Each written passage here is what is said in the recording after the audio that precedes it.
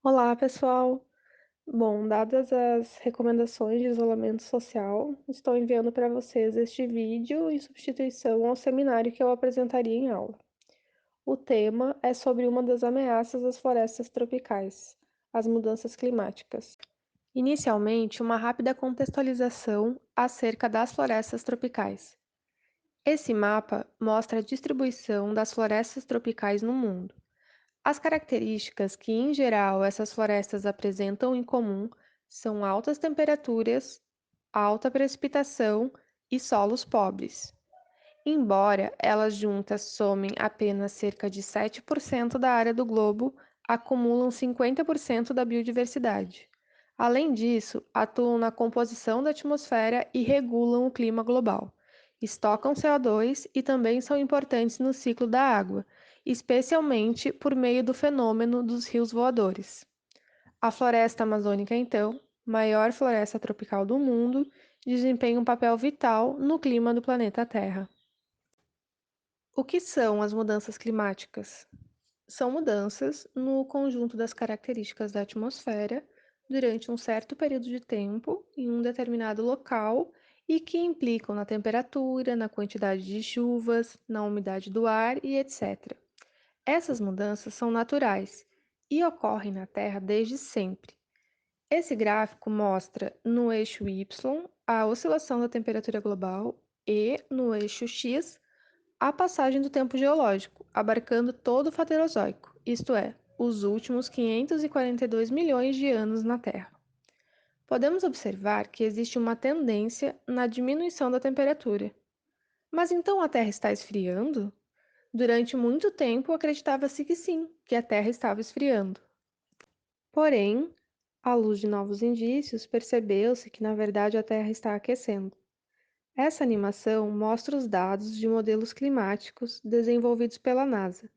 Os tons frios ou azuis indicam resfriamento, enquanto que os tons quentes ou vermelhos indicam aquecimento. Entre 1880 e 2017, a temperatura média da Terra aumentou cerca de 1,2 graus, o que pode parecer pouco, mas trouxe mudanças climáticas significativas. Bom, informações como essa sanaram as dúvidas sobre a discussão acerca do resfriamento ou aquecimento da Terra. A Terra aqueceu recentemente, ponto pacífico. Surgiu então um novo debate. Qual é a origem do aquecimento? O que é que realmente está aquecendo o mundo? A curva nesse gráfico refere-se aos modelos da animação anterior. Podemos observar a ascensão da temperatura. Mas o que, especificamente, pode explicar essa tendência? Seriam as causas naturais, ou seja, aquelas que atuam e atuaram na Terra ao longo do tempo geológico, por exemplo, vulcanismo intenso, mudanças na órbita, atividade solar? Não, nenhum desses eventos recentes acompanha o aumento da temperatura. Seria a soma deles? Não. Então, definitivamente, o aquecimento não é natural, provém das ações antrópicas. Mas qual delas? O uso da terra? O desmatamento? Não. Os buracos na camada de ozônio? Também não. E a poluição pelo uso de aerossóis? Tampouco. O aquecimento global, majoritariamente, vem do lançamento de gases do efeito estufa na atmosfera. Vejam como as curvas se parecem. A curva ajusta-se ainda mais somando-se todos os fatores, naturais e antrópicos. Estima-se que 97% da comunidade científica concorda sobre a origem antrópica das mudanças climáticas recentes. Os 3% que classificam essas mudanças como naturais são negacionistas, visto que negam os fatos.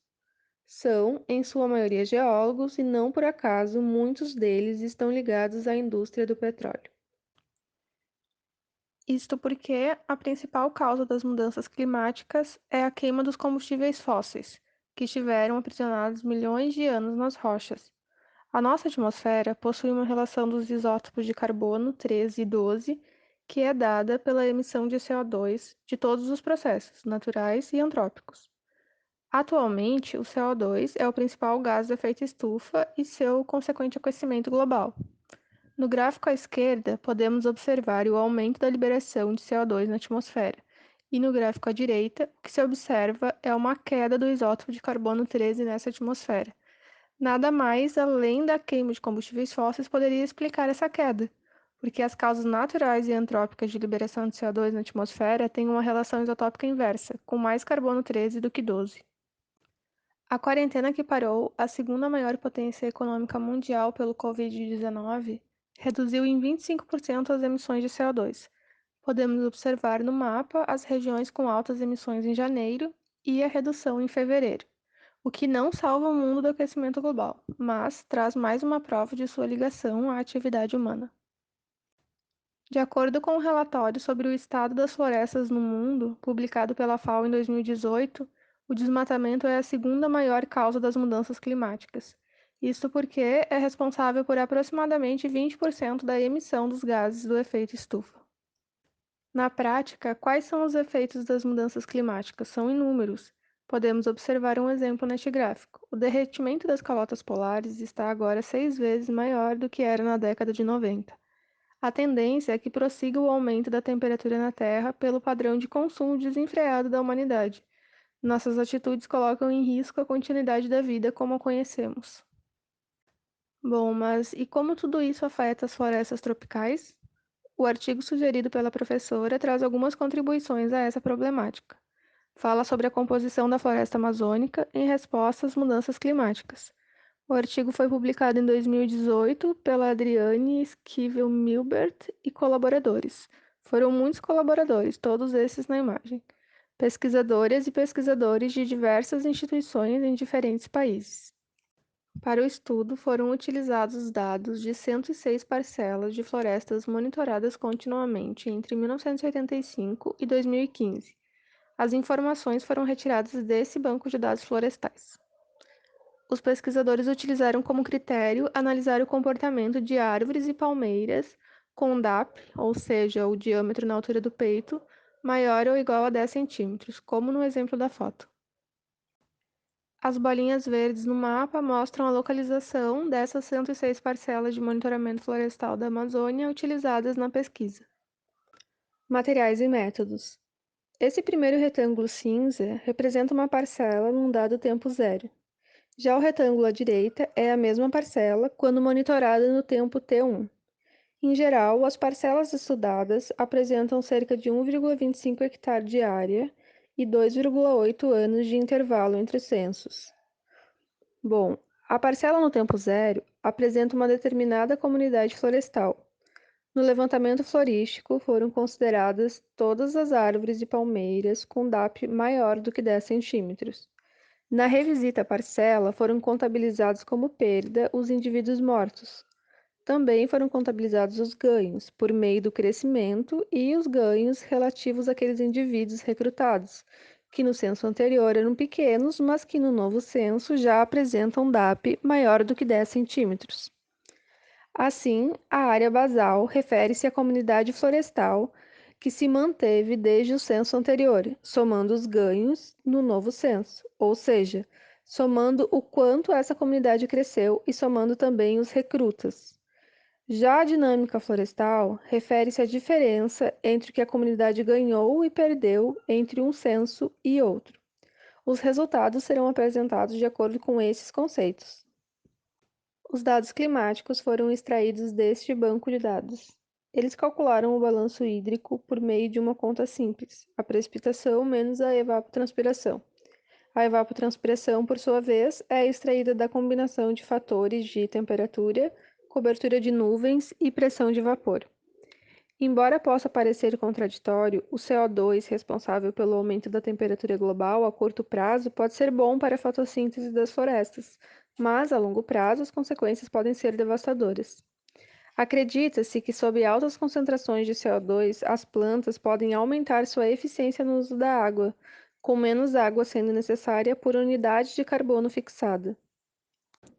As variáveis utilizadas na pesquisa foram o tamanho em centímetros, a afinidade a ambientes secos ou úmidos, em milímetros, e a densidade da madeira, em grama por centímetro cúbico. As informações de densidade foram retiradas do banco de dados da imagem. É importante ressaltar que as análises foram realizadas para a comunidade e não em nível de espécie, uma vez que a biodiversidade da floresta amazônica é imensa e muitas espécies ainda não foram catalogadas. Os autores também utilizaram outra forma de classificação, pelos tipos funcionais, que é uma forma de agrupar as plantas com funções similares em nível de organismo quanto à resposta a um determinado fator ambiental e ao efeito na comunidade. Utilizaram dados de outros estudos realizados nas mesmas parcelas. Os tipos funcionais foram: 1. Pequeno pioneiro. 2. Pequena estatura e não pioneiro.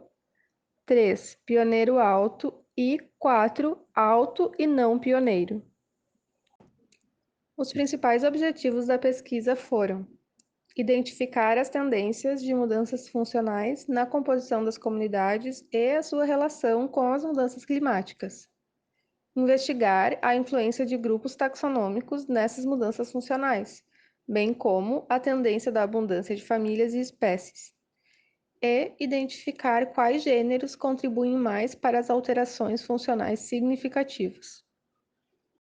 Já entrando nos resultados do estudo, podemos observar em A na figura o regime hídrico nas parcelas. Quanto maior o valor em Y, mais úmido e, consequentemente, quanto menor o valor, mais seco. Em B, o que se vê é a distribuição do balanço hídrico no mapa. Alguns pontos próximos aos Andes apresentaram aumento na umidade, tons azuis, mas a grande maioria foi de déficit hídrico, tons vermelhos. O balanço hídrico caiu cerca de 1,1 milímetros por ano, ou 36% entre 1985 e 2014. Em C, essa queda é ilustrada ao longo dos anos, com destaque em cinza em 2005 e 2010, quando ocorreram eventos de seca intensos. As mudanças anuais na composição da floresta. Essa tabela resume os principais resultados encontrados. No geral, houve um aumento significativo no tamanho potencial das comunidades arbóreas, cerca de 0,03 centímetros por ano. Embora as secas afetem preferencialmente as árvores maiores, houve um aumento na área basal, de 0,06 centímetros por ano. Pode parecer contraditório, mas isso se deve ao fato de que as árvores de menor porte são mais vulneráveis à seca, já que possuem raízes mais rasas, o que significa que as parcelas foram ocupadas progressivamente por gêneros de maior porte. Os autores se surpreenderam com o fato de que, mesmo com as mudanças climáticas, houve aumento na densidade da madeira, tanto em toda a comunidade quanto na dinâmica florestal. Eles esperavam que essa relação fosse contrária. Esse resultado sugere que a densidade pode não ser um bom indicador da vulnerabilidade à seca. A tabela inferior mostra as mudanças anuais na composição da floresta, mas levando-se em consideração a classificação pelos tipos funcionais. Os indivíduos que alcançaram o diâmetro acima do peito maior do que 10 centímetros em um novo censo foram recrutados e passaram a ser monitorados.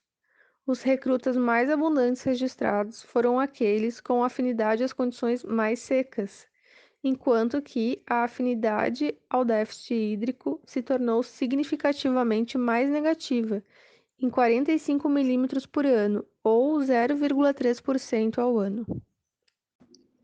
O gráfico mostra no eixo X a tendência a eventos extremos de seca, e no eixo Y a afinidade ao déficit hídrico, que é uma medida inversamente proporcional à afinidade pela água.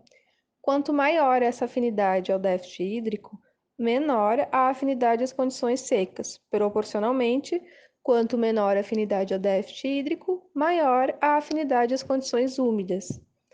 A linha de tendência preta representa as mudanças na composição florestal, e a linha de tendência cinza mostra as perdas registradas durante o monitoramento das parcelas. Podemos observar que, à medida em que ocorrem mais eventos de seca extremos, a composição da floresta apresenta menor afinidade ao déficit hídrico, ou seja, Quanto maior a seca, maior também a mortalidade de táxons com afinidades às condições úmidas e maior a mudança no comportamento da floresta, mais ela se adapta às condições secas. Considerações finais do artigo.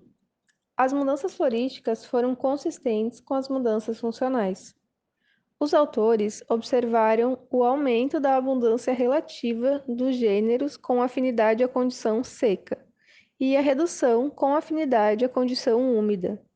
Embora espera-se que as árvores grandes sofram mais em condições de seca por serem mais vulneráveis à embolia e, portanto, mais propensas a morrer de falha hidráulica, alguns gêneros de grande porte aumentaram significativamente, enquanto que ocorreu também a diminuição nos táxons de menor estatura, provavelmente devido às raízes serem pequenas e não conseguirem acessar o lençol freático. Fechando então as considerações finais do artigo. Os táxons do tipo funcional pequena estatura e não pioneiro, que são os táxons correspondentes ao estágio sucessionário tardio, estão diminuindo significativamente em abundância, cerca de 0,29% ao ano. Não foi registrada a ocorrência de aumento significativo na densidade da madeira. Esse resultado é importante porque existe na comunidade científica a hipótese de que as florestas amazônicas estariam se recuperando de distúrbios anteriores, naturais ou antrópicos, dentre os antrópicos, especialmente aqueles dos tempos pré-colombianos. Se fosse o caso, esperaria-se que a floresta seguisse uma trajetória sucessional, caracterizada por uma mudança de pioneiros para espécies florestais maduras. Porém, os resultados encontrados aqui não endossaram essa hipótese. Os cientistas já entraram em consenso ao assumir que as mudanças climáticas, o desmatamento e os incêndios podem fazer com que a floresta amazônica, a maior floresta tropical do mundo, seque.